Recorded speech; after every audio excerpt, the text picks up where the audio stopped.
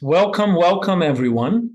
Welcome to today is the fourth webinar of our NCMC Between the Lines series, or Between the Lines with NCMC, the Negotiation and Conflict Management Collaborative, our Center for Negotiation and Conflict Management Ideas and Studies and Dissemination of Knowledge here at INSEAD. Today we have the pleasure of having an esteemed guest. Remember, what is the purpose of this webinar series is to bring people who think laterally on negotiation and conflict management issues beyond just business, and there are written books, valuable, interesting, innovative books on that topic that will help us learn more and think about negotiation and conflict management better. And so today we have the honor of having here a esteemed guest, which I'll introduce very, very soon. Before, just some housekeeping rules. So if we can move on to the next slide. Thank you. The audience is automatically muted and your video is off so that we can focus all the energy and attention here on our professor. Then the chat box is only for our posting. So there will be actually, there's a Q&A box for you. We'll talk about it soon. There will be a lot of useful information and links shared at the end of the webinar. So once the webinar is over, please stay around. We share a couple of slides. We share a couple of links on the chat that you can then take and hopefully pursue other more interesting ideas, and even the book from our today's speaker. The Q&A tab, that's for you. Two things for you to do. Please put your questions. As soon as you have them, start putting questions so that when we open the Q&A, we already have some to get started quickly. And if you don't have questions, or if you do, remember to upvote, to vote on the questions, because I will be refreshing constantly. And the questions that are higher voted are the ones that I'm going to ask. So in case we don't manage to cover all questions, we will at least try to cover the ones that seem to interest the majority of the audience. So please remember to post your questions and upvote. And finally, as you can see, if you're entering now, or if you did before, recording is going to be made available. If you have, for whatever reason, any restrictions or limitations of that, please then we will ask you to step out, because there's no way that we can cut you off from this. On the other hand, though, the audio is off, the video is off. So again, there's not much for you to be exposed about. So hopefully that is good for everyone. With that, let me pass on to speaker. Today we have Dr. Mary Gentile here. She's the creator and the director of Giving Voice to Values, an innovative way of thinking, a practical way of thinking about ethics, which has an angle of negotiation and conflict management. So without further ado, let me give the floor to Dr. Mary Gentile. Mary, thank you so much for coming. Thank you so much, Horatio and YE. It's really a pleasure and an honor to be here. I'm happy to have a chance to talk to folks today about giving voice to values. I might refer to it as GVV, so I'm just letting you know that. I haven't lost my mind if I lapse into acronyms. Giving voice to values is an innovative approach to values-driven leadership development. And I created it about 15 years ago for use in business education. I spent most of my career at Harvard Business School, Babson College in Boston area, and the University of Virginia, Darden School of Business, and also working with business schools around the world. And I created it for use in that context. It's actually grown well beyond that. As I said, it's an approach to values-driven leadership development that once people started to hear about it, we started sharing it in companies. We started sharing it with the U.S. military, the Australian police force, with NGOs, with the United Nations, the International Atomic Energy Agency. Just lots of different organizations have found ways to find this approach useful. Now, although it was created for the attempt to try and help people better deal with values conflicts and ethical conflicts, it really is something that fits beautifully with the focus of this series, which is around negotiations and conflict management, because as you will soon hear, giving voice to values is not about ethical analysis. It's really about action and implementation, which comes down to communications. And so the skills that you develop to be excellent negotiators, especially when you're negotiators in the sense of trying to get to some sort of optimal solution for all parties involved is in fact an approach that can be extremely useful and relevant with GVV, with giving voice to values. So I hope you'll see that as I begin to share a little bit. What I'm going to do today is to just talk a little bit, tell you stories. I'm not going to use slides. I'm going to talk to you about why I created Giving Voice to Values, what the challenge or problem was that I was trying to address. I'll talk a little bit about the research that it's based on, why and how it works, and then spend maybe a little bit of time talking about how people use it. And then I'll really enjoy having a chance to have some conversation and questions with Horatio and with all of you. So with that in mind, let me get started. I like to tell people that if you daze out at any point or your phone rings or something, and you lose track of what I'm saying, I'm going to give you the bottom line right now. If you don't remember anything else from what I'm about to talk to you about, please remember this. Giving voice to values is about asking and answering a new question, a different question, when it comes to values conflicts in our workplaces and in our wider lives. So the usual questions that people tend to ask and try to answer around this issue, around values and ethics, is what is the right thing to do in any particular situation? That's a good question. It's clearly an important question. I'm sure it's a question you've dealt with many times in your lives. But giving voice to values is about asking and answering a different question. It's about asking the question, once you know what you believe the right thing to do is, how can you get it done effectively? What do you need to say and do? What data do you need to gather? And who do you need to speak with? And in what sequence? And what will the pushback be? What will be the objections you encounter? In GVV parlance, we call those the reasons and rationalizations. And then what will you say? And is this something you're going to do alone? Is this a one-off conversation? Or are you dealing with a systemic issue? And if you're dealing with a systemic issue, obviously it needs to be addressed in a different way. But often people will use that as an excuse to say, therefore, I can't do anything about it. And, in my view, what happens in those situations is systemic issues can only be changed by individual actions. It's just that you need to be thinking more incrementally, more long-term. Perhaps you need to build a set of allies, a kind of coalition. So giving voice to values is about answering, do you need to reframe the whole challenge? It's about asking and answering all of those questions and creating scripts and action plans and then rehearsing them and coaching around them. So it's a very different focus. It's not, I call traditional approaches to values and ethics in education and in corporate training, I call it the preach and pretend method, where people will preach to you about what's right, and then they'll pretend that you can do it. Giving voice to values is not that. Giving voice to values is actually about, you probably know what's right in many situations. And if you don't, you'll use all of these analytical tools that you've developed as an educator or as a manager or as a leader. But once you've decided that, giving voice to values is then about actually focusing on how do you get it done. So that's GVV in a nutshell. But let me take a step back and tell you about why we created it and the research it's based on and why and how it works. So it actually grew out of my own personal crisis of faith. I had been working in business education at leading business schools for several decades, and I had been working on issues around values and ethics and managing values conflicts. And I began to feel that maybe trying to do that was at best futile and at worst hypocritical. And I began to feel that way for a lot of reasons. It seemed that every few years there'd be a spate of scandals that would hit the business press. And if you happened to be working in a business school, as I was, we would struggle with that. There would be op-eds in the paper, saying, what the heck are they teaching in business schools? Because it was graduates from these leading business schools where I was working who were on the front pages of the papers as the architects of these various scandals.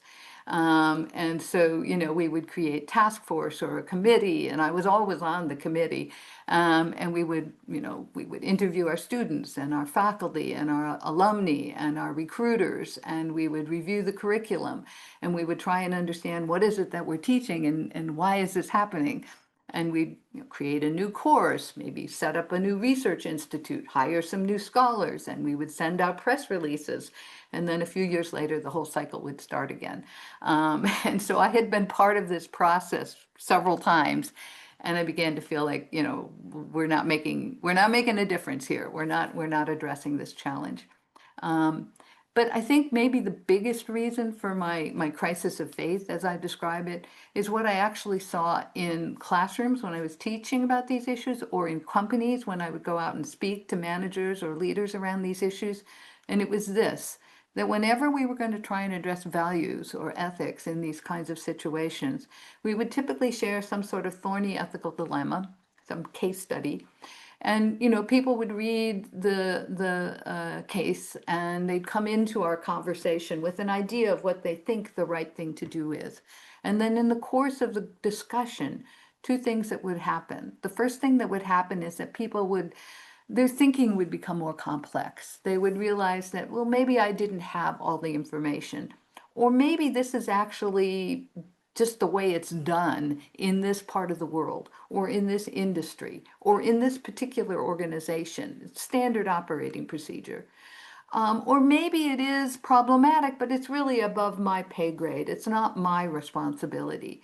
Or, maybe if I try to do something, I'm not likely to be successful, and I might even make things worse, at least for myself. So all of those thoughts would start to come out in the conversation. And I think that's actually a good thing. You don't want people to walk into these situations naively.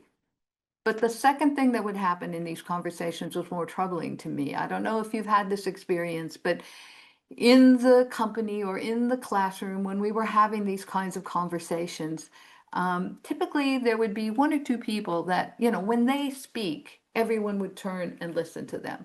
So in a corporate setting, they would often be the person of the highest rank. When I would speak to the military, they'd be the generals in the room. If I was speaking in a classroom, they were often the students who were the most articulate, the ones who were able to express the most complex ideas in a clear and pithy way. Or maybe they just always had a funny story to tell to illustrate what they were trying to say. But whatever it is, those people, the ones that everyone listened to, were the ones who were saying, I know what you want me to say, Mary, but in the real world, this isn't possible. It's just not feasible. And so the people that everyone was listening to were the ones who were expressing the most skeptical, if not cynical, positions. So I thought people are walking out of these conversations, these supposedly training programs, they're walking out both more confused and less empowered. And I thought, really? Is that the best we can do? Life is short. I want to do something that matters. So I decided I was just going to take a step back from this work. I have some skills. I'll figure out something else to do for a living. I was pretty discouraged. And around that time, I had a number of experiences that led to the development of giving voice to values. And I'll tell you about just one or two of them. I think the first one I'm going to tell you about is actually, I got hired at that time to do a consulting project at Columbia Business School in New York City. And while I was there were a group of other faculty. These were not why I was hired, but there were a group of other faculty, senior faculty in finance, in accounting, in business government relations, and business law, who were all still looking at this issue of ethics and values in business practice. And they knew about the work that I had done previously at Harvard. And so they asked me if I would just take a look at what they were doing and give them any thoughts. So I said, sure. So this was what they were doing. This was their idea, not mine. They were asking all of the incoming MBA students at Columbia Business School, this was in the late 90s, upon matriculation, during orientation, to answer one question. And this was the question. Tell us about a time in your work experience so far. Now remember, these folks had already been working 2 or 3 years before they came back for their MBA. Tell us about a time in your work experience so far when you were explicitly told or implicitly pressured to do something that conflicted with your own values, and how you handled it. So they all were asked to just write a paragraph, no more than a page. They didn't have to put their names on it. They didn't have to name the organization. It wasn't empirical data. It was self-reporting. But they just gathered all these stories, and then they were trying to figure out, well, what should we do with them? So they asked me to take a look at them. So I read hundreds and hundreds of these, well over 1,000 over several years, and they were really interesting. Let me tell you what we learned. The first thing that we learned was that I could probably count on one hand the number of students who said I was never asked to do something that conflicted with my values. They pretty much all had a story to tell of varying degrees of severity. The second thing is, again, if you think about the kinds of people who go to Columbia Business School, at least at that time, certain industries were heavily represented. A lot of people from the financial sector, a lot of people from big consulting firms, a good number of people from high tech, from the big pharmaceutical firms that were based in the tri-state area. So the stories they told got repetitious pretty quickly. They talked about being pressured to inflate or deflate their billable hours in ways that didn't correspond to the work they were doing, or being pressured to tamper with or adjust the equations and the benchmarks they used to evaluate the relative attractiveness or lack of attractiveness of a particular financial transaction in order to encourage their clients to take the action that would maximize revenue for their employer. They were encouraged to exaggerate the capabilities of new products, a new piece of software, a new pharmaceutical product, in order to maximize sales revenues. Some of them told stories of various forms of corruption, facilitating payments, for example, to gain access to certain markets or to participate in certain RFPs.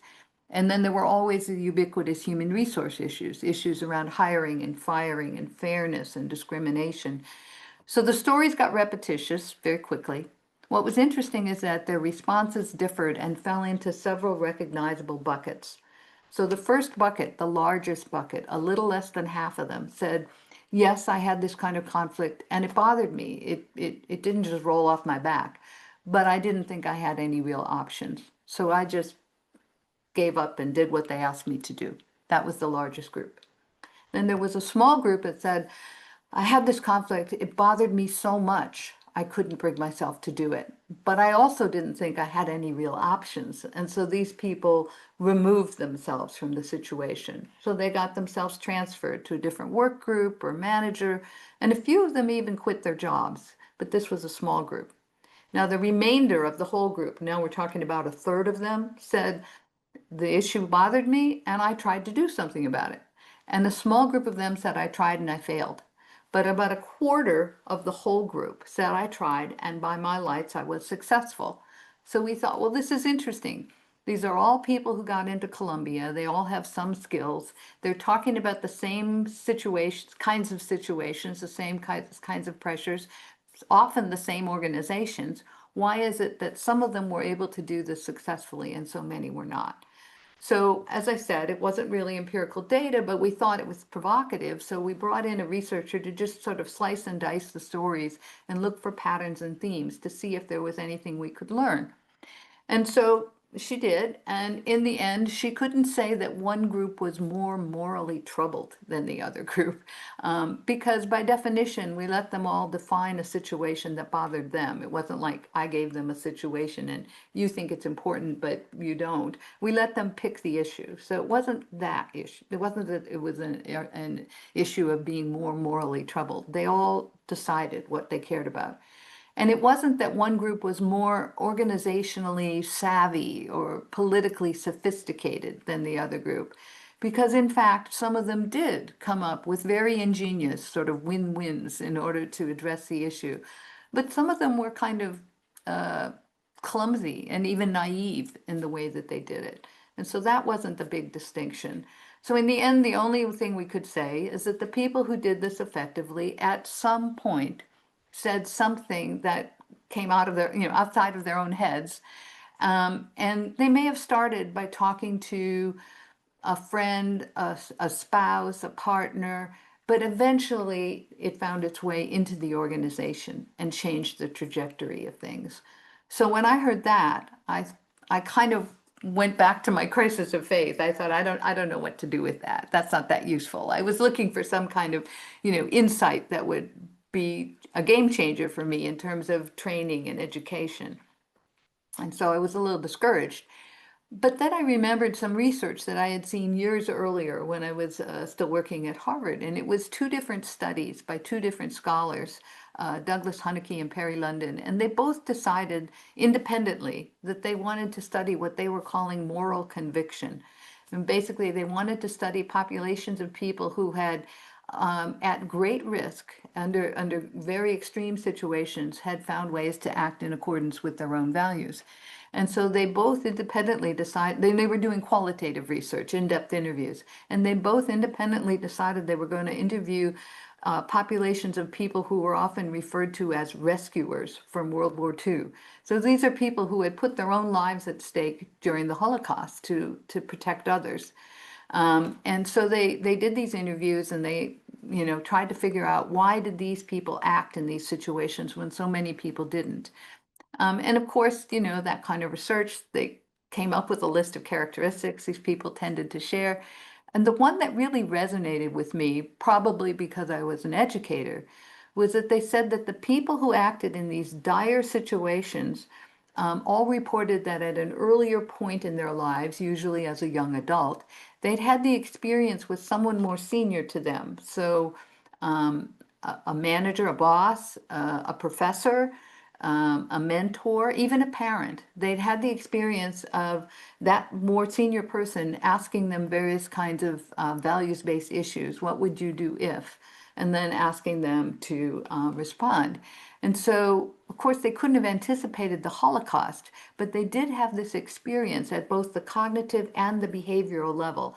So at the cognitive level, they named the value or values that mattered to them, and they put a script to it, a set of words, an articulation.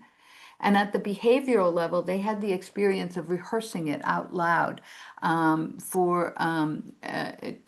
to present to someone who is more senior to them, who stands in as proxy for the kind of person they might need to communicate with in the actual circumstances.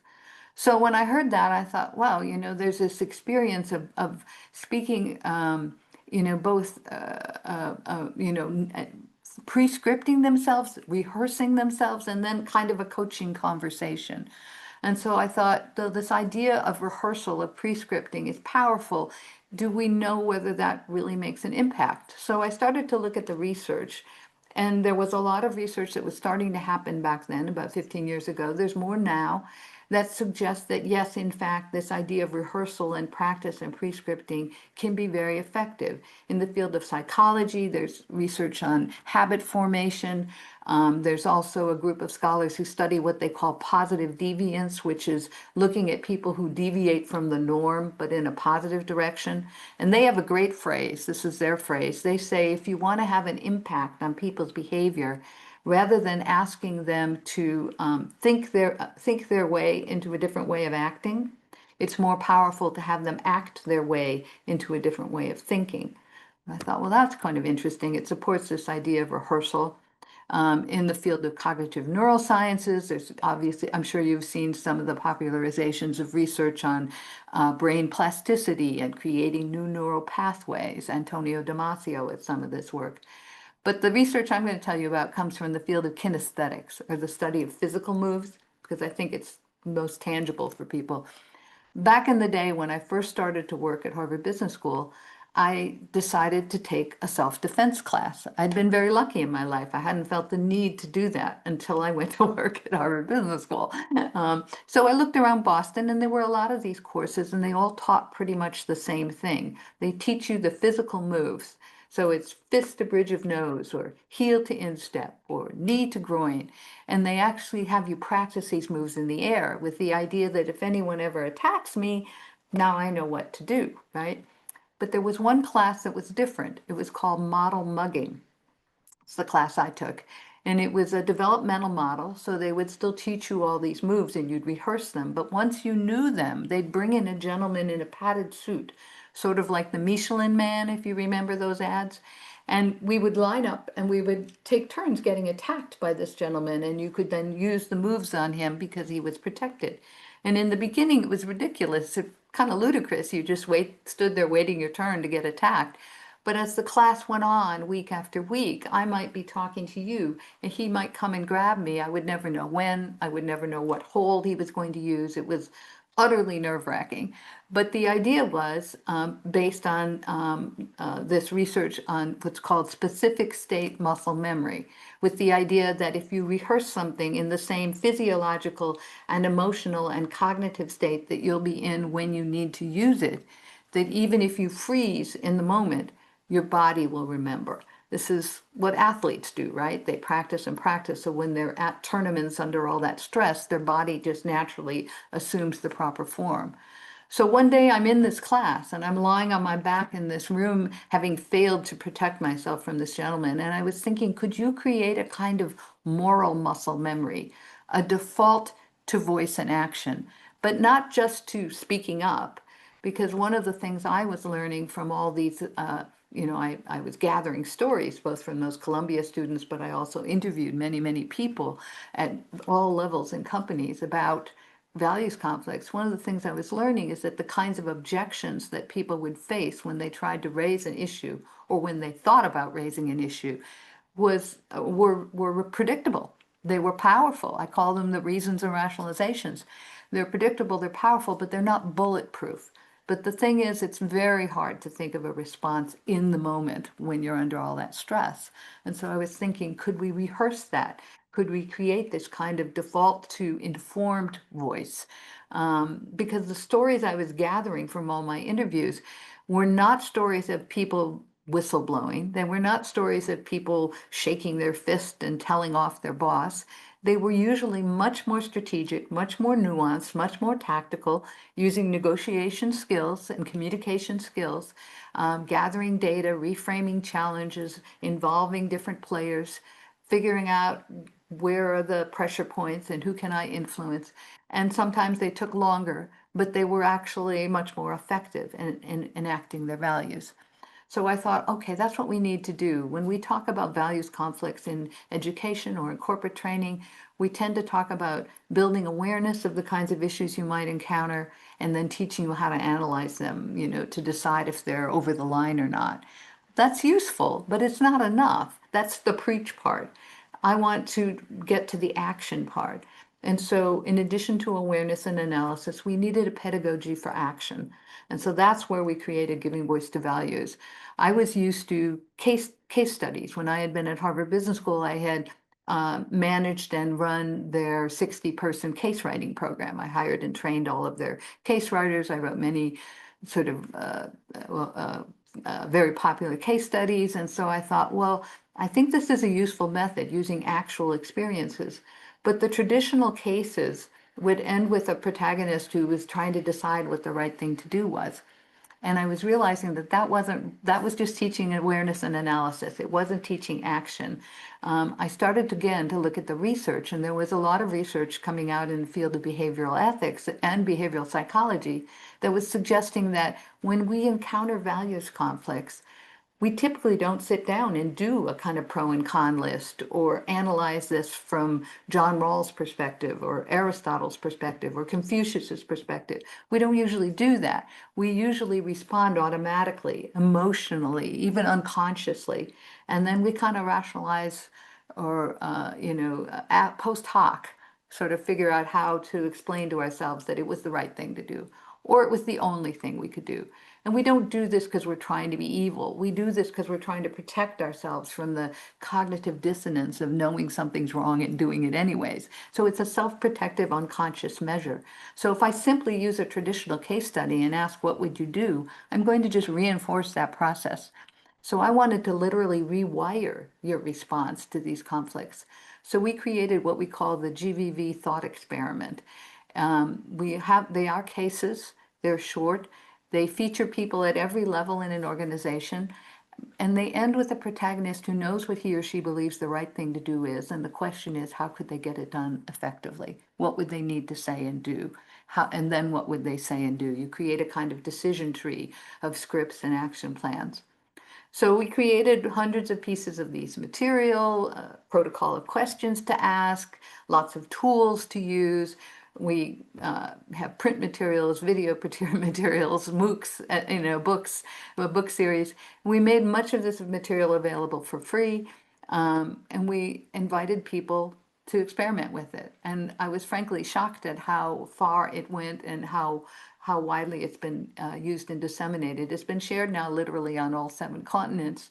And we've worked with many types of organizations. We're expanding to other professions. We're working in healthcare, for example, right now. And, so I think what you can probably tell, I'm going to wrap up, but you can probably tell is that this is just a reframe. Giving voice to values is just, instead of asking what's right, we ask, how do you get the right thing done? And the skills you draw from many other disciplines around negotiations, around communications, around problem definition and reframing. So I like to tell people that GVV is based on 3 flips, 3 reversals. We've reversed what it is you're talking about when you talk about values and ethics in organizational settings and in your wider life. We've reversed who we're talking to, and we've reversed how we have the conversation. In terms of what it is we're talking about, people used to always say, don't focus on the clear-cut, so-called black and white issues, focus on the gray issues, because those are harder. I used to agree with that, but I actually have changed my mind. There's a lot of gray issues, and I don't know what the right answer is to all of those. That's why they're gray. Reasonable people of, goodwill and intelligence can legitimately disagree. But there are nevertheless a lot of issues where most of us, not everybody, but most of us would agree that's clearly over the line. That's clearly illegal, fraudulent, abusive. But just because we may agree on that doesn't mean we think it's possible to do anything. So we focus on those issues, those more clear-cut issues, because we want to get to action. If you focus on the gray issues, you're going to be debating what's right forever, and you'll never get to implementation. The second flip is who we think we're talking to. Used to be I'd go into an organization or a classroom, people would say, most of the people here are good people. We just have a few bad apples, and those are the ones this is for. But I actually think of the audience differently. This is based on some research on ethics and negotiations by Greg Dees and Peter Crampton. And what we do is we premise that the organization is a bell curve. And at one tail end are the folks who would self-identify as opportunists.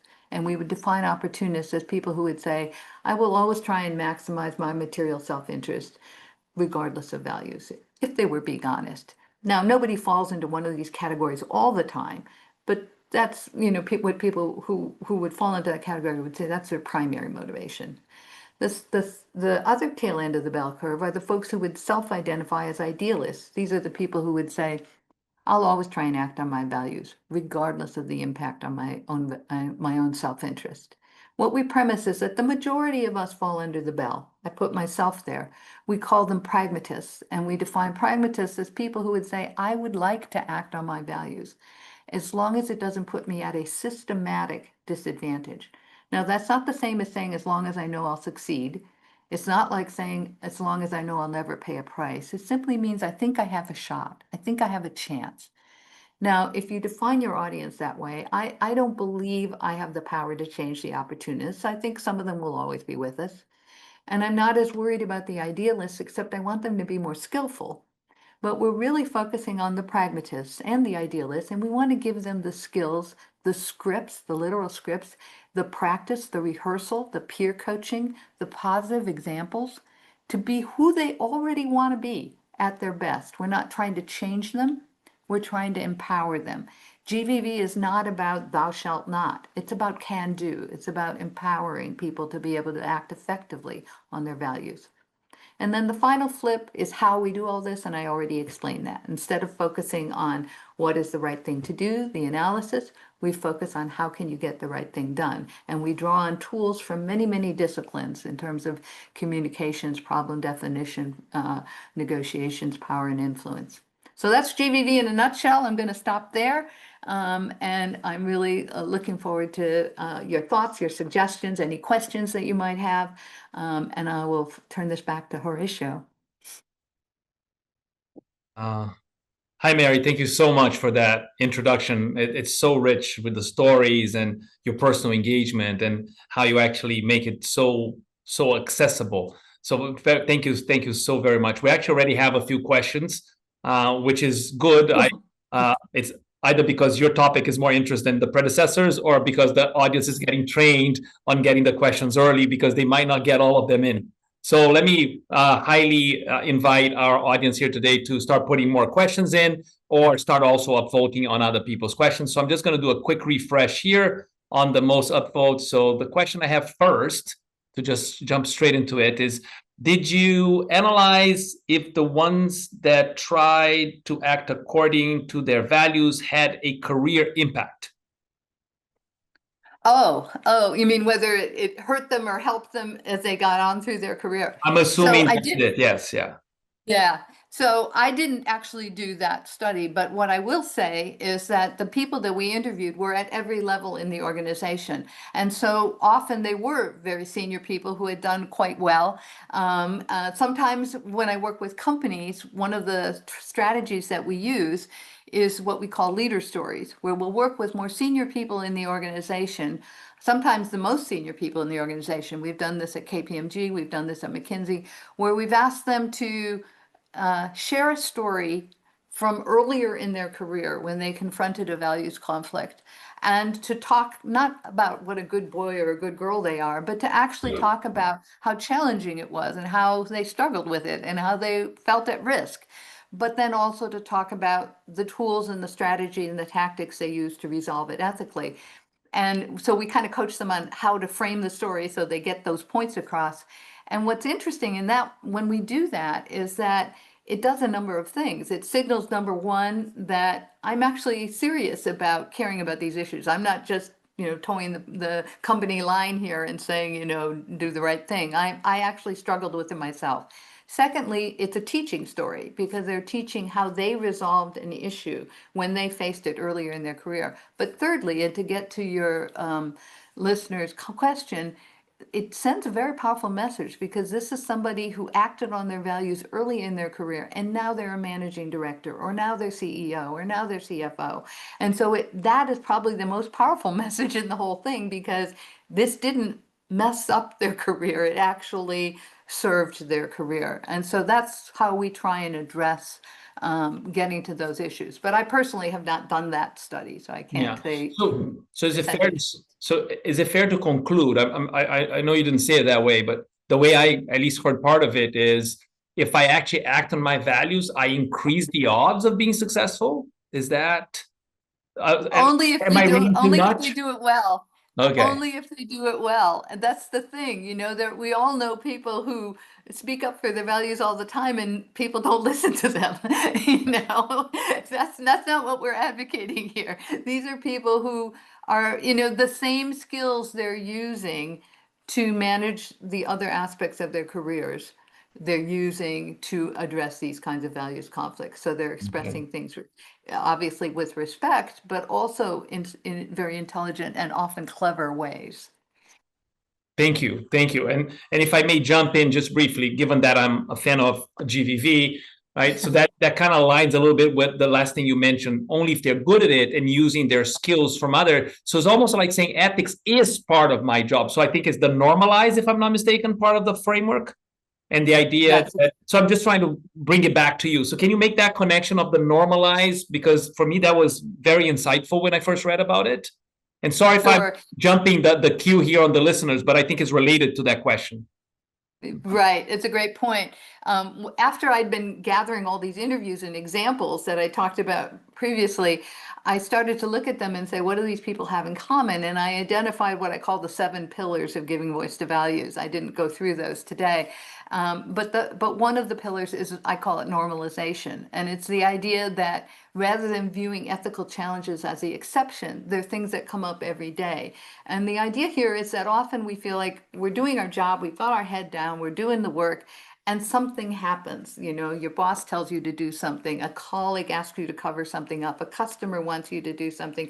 It's wrong.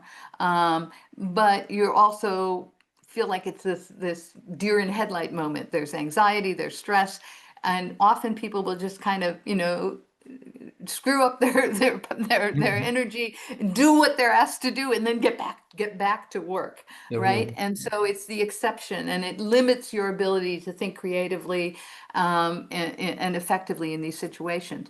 But if you actually normalize it and realize this is part of life, it's part of business, it's an everyday occurrence, and I'm going to approach it that way. I can share a little story about this. I came up with this idea it sort of crystallized for me when I was interviewing a guy who worked for a firm that was involved with a lot of mergers and acquisitions. And his job was often to manage the relationships with the CEO or the CFO of the companies that his firm was about to acquire. And these deals can take a long time because of all the hurdles, regulatory and legal and financial, that have to be overcome.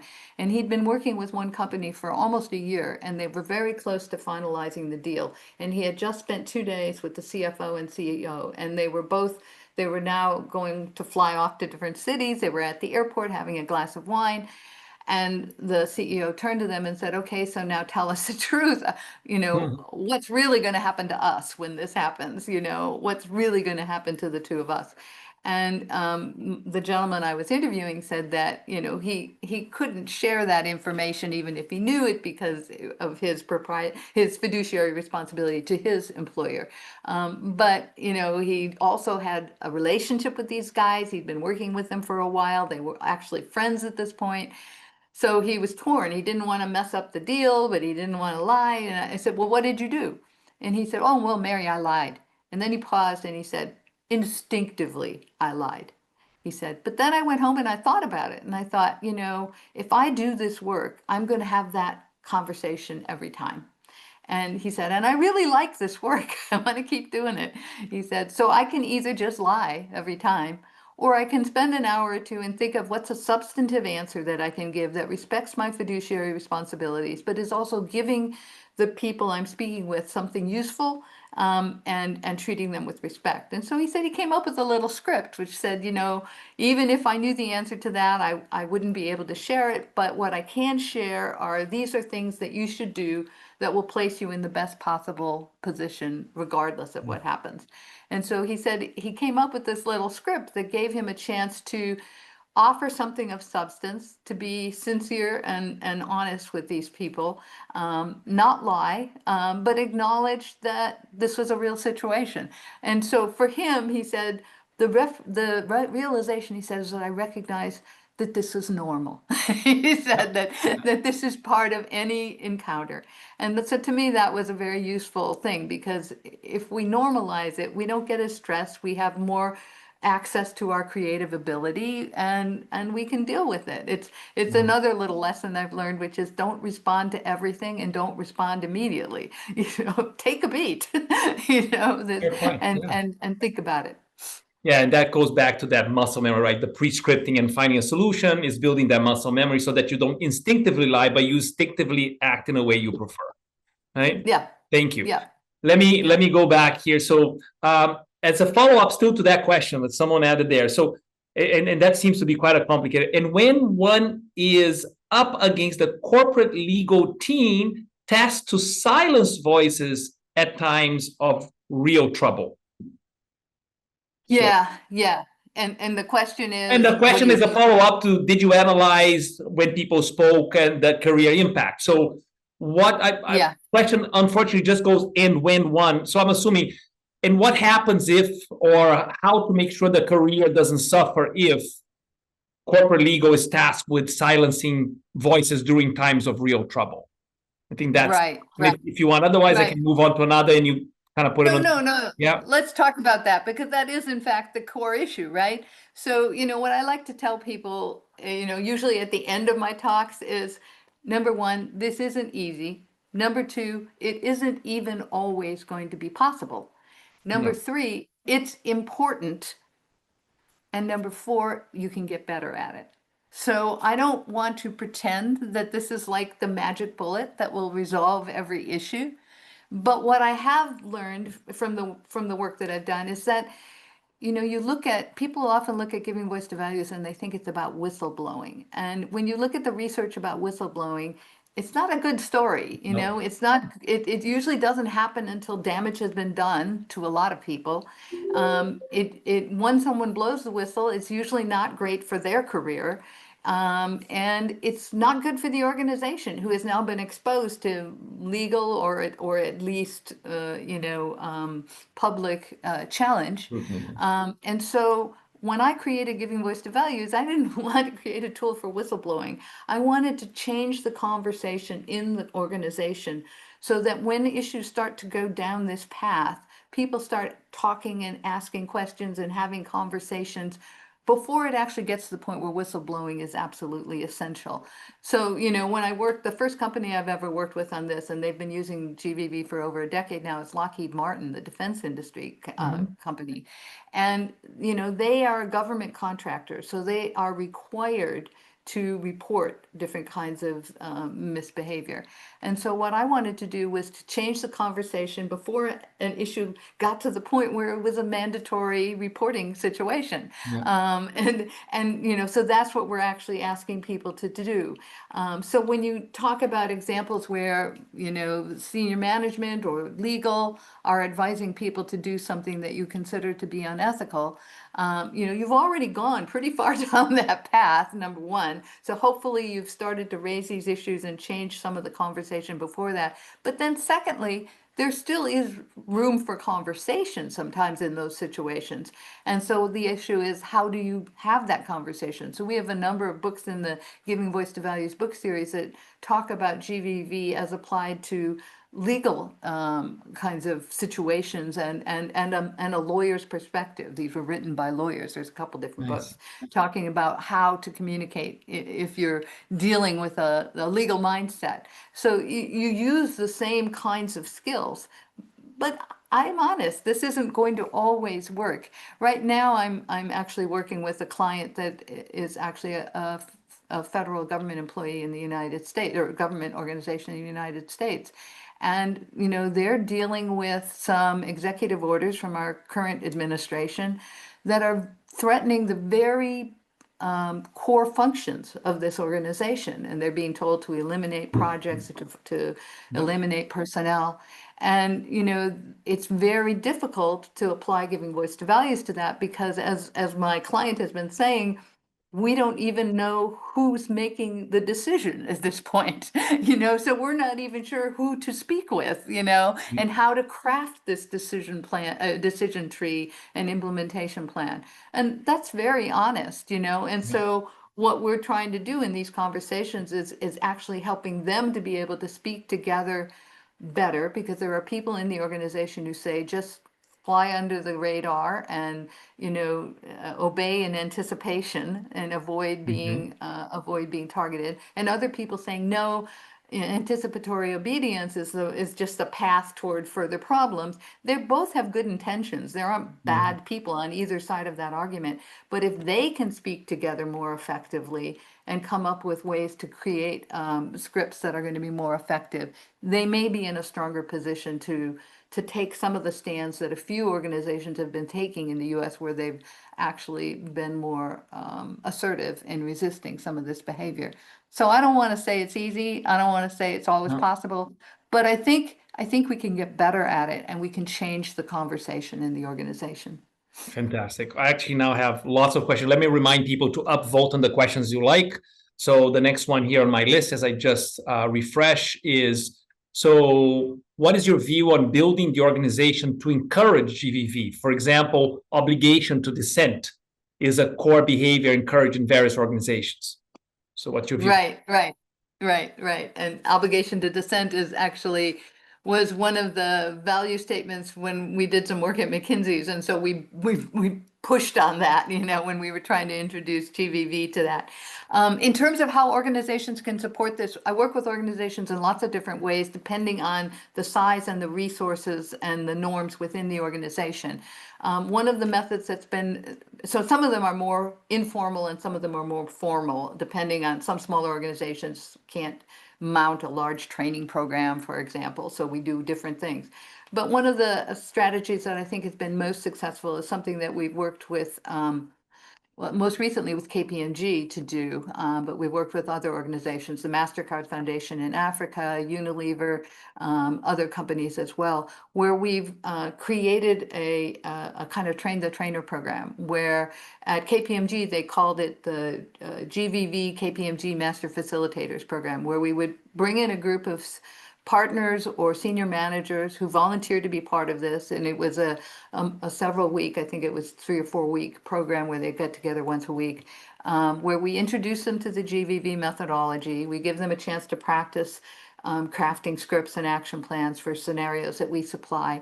And then we ask them to work in teams to create scenarios that are the kinds of things either they've experienced or they've witnessed in their organization, disguised, of course, but are structured as a GVV scenario, which means it's post-decision making. Somebody's already decided what's right.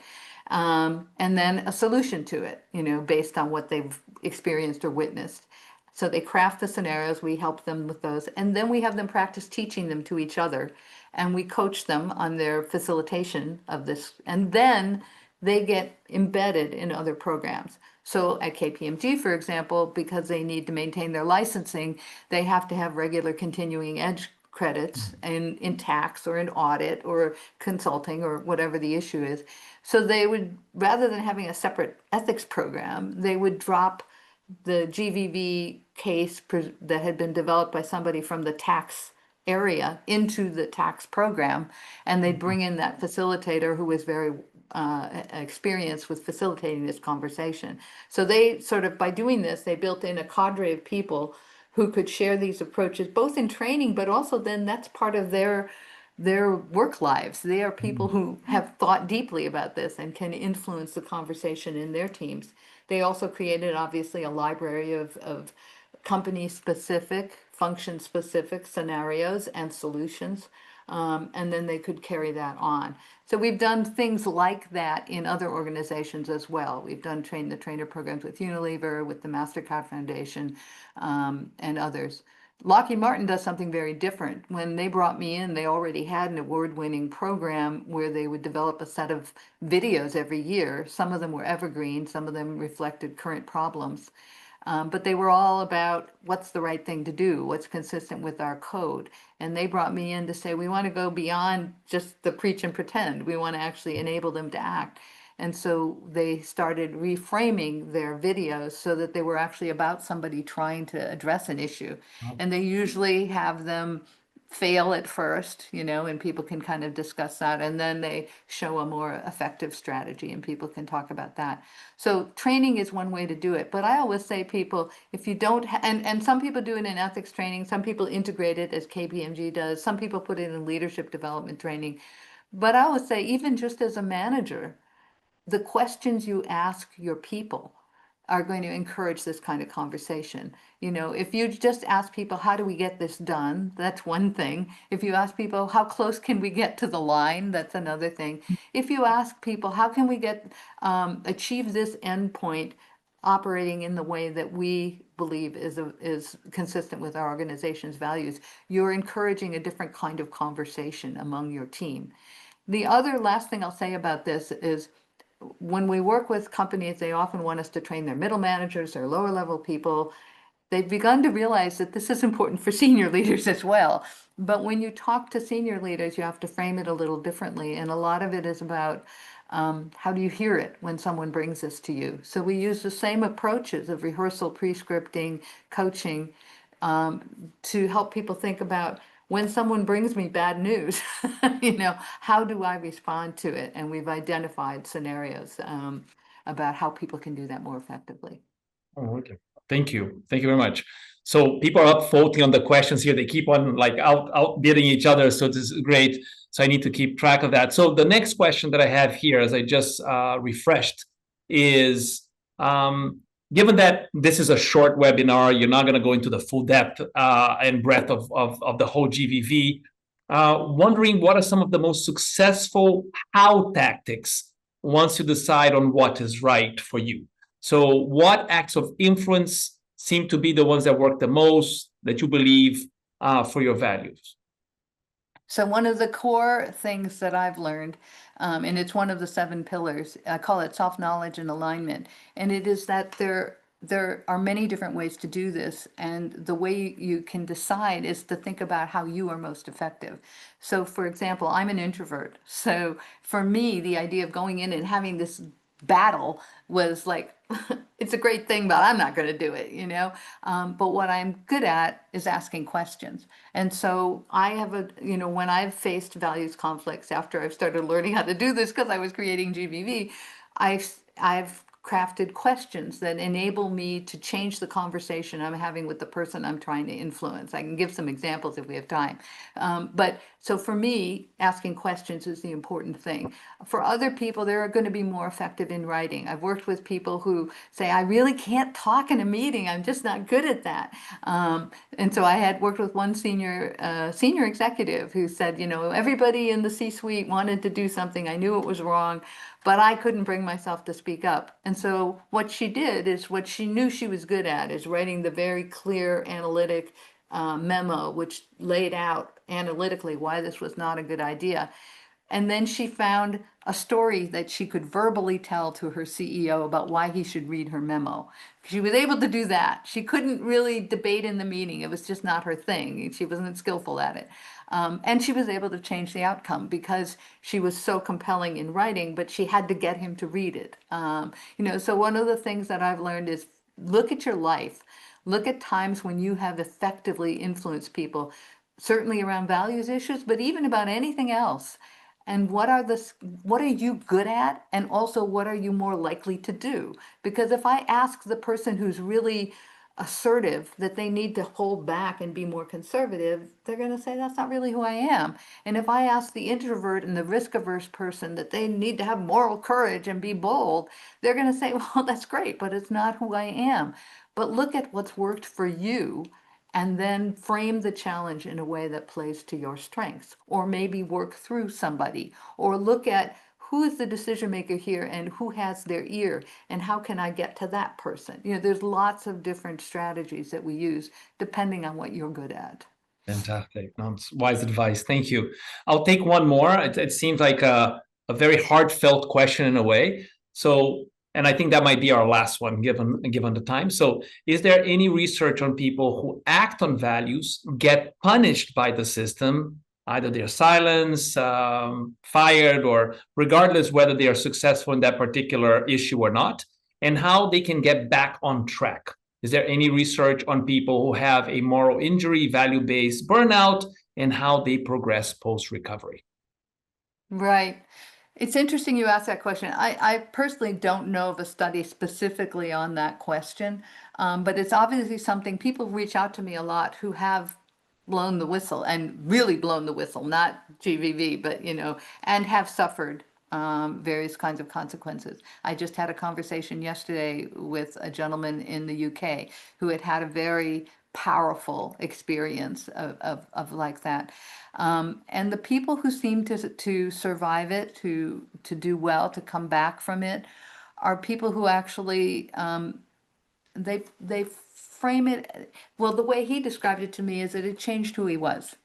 And it enabled him to begin to think of his role, think of his idea of success, think of what was important to him in a different way, and to think about what or who am I honoring by doing this, taking this action. And so, in other words, rather than defining themselves as now no longer able to be successful in the way that they defined success previously, they actually found a way to define a bigger success, a bigger definition of what kind of person they were and what was their idea of success. And so for this gentleman that I was speaking with yesterday, he said, it's not something that I could change, even if I wanted to, and I think I personally think that's what people need to get in touch with. One of the other pillars of GVV is purpose. And the idea is thinking about your purpose, but in the people who do this effectively define their purpose more broadly. They define it more long term. They don't necessarily think of, meeting this quarter's numbers.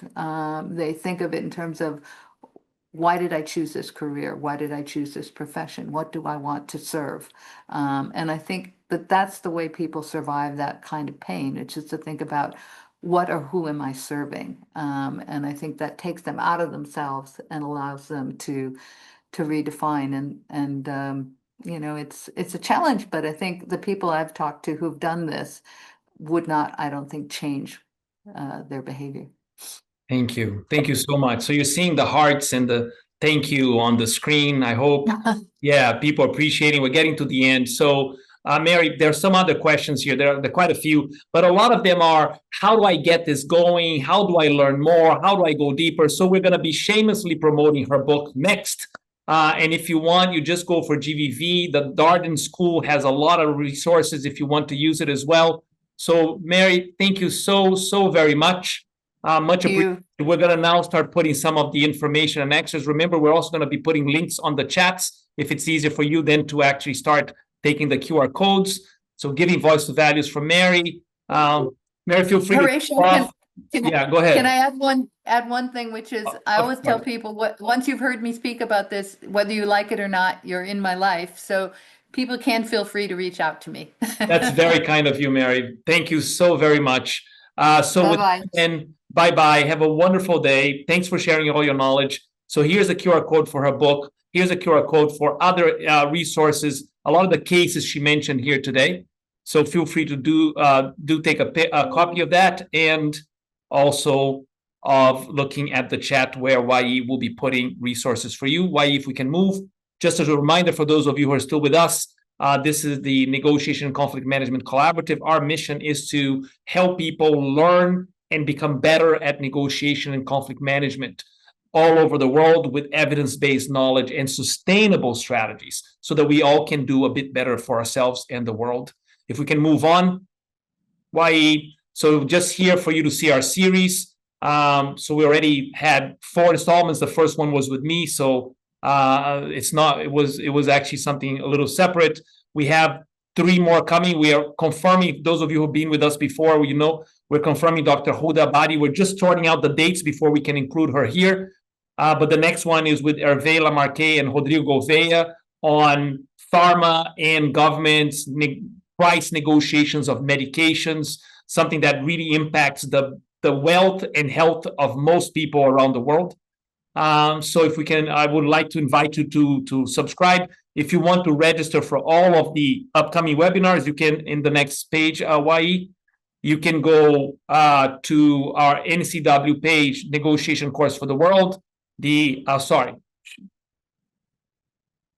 Okay, so the last one there is the QR code for the webinars. Before, there's a knowledge article on POW, the AI in negotiations. The middle one is an upcoming webinar with me, which is actually not part of this series, where I will actually talk about AI in negotiation. And if we can come back, one of our main projects is the Negotiation Course for the World. We have it in English, we have it in Arabic.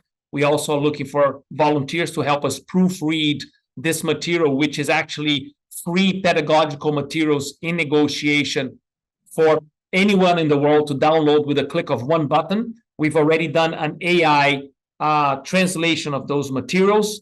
We just need proofreaders in different languages to make sure that they will get perfect, or at least close to this. I just looked at the Spanish version. A volunteer helped us by sending some proofs, and basically she only needed to change somewhere around 5 to 10% of the text. So what we're asking is hopefully not a lot of work, and anyone can, in a little bit of spare time, do it if they're passionate about it, want to have that in their own language. And of course, your name will be recognized on the materials that you help us proofread. And finally, the speakers, Hervé Lamarque and Rodrigo, who are coming in the next webinar in June, their book, which by the way, they're my co-authors. So our book is already open for pre-sale, is an academic book, a little bit more like a heavy book, but hopefully does a great analysis of the industry from a negotiation perspective, and even tries to suggest solutions on how to negotiate this very challenging issue, which is why are medications of getting so expensive, and why our health budgets are exploding, and so forth and so on. With that, then, I would just like to thank YE for organizing the whole thing. Like to also thank Mary once more for coming, and thanking you for taking your time to invest on yourself and grow your negotiation and conflict management self. Thank you so very much, and wishing you a wonderful day.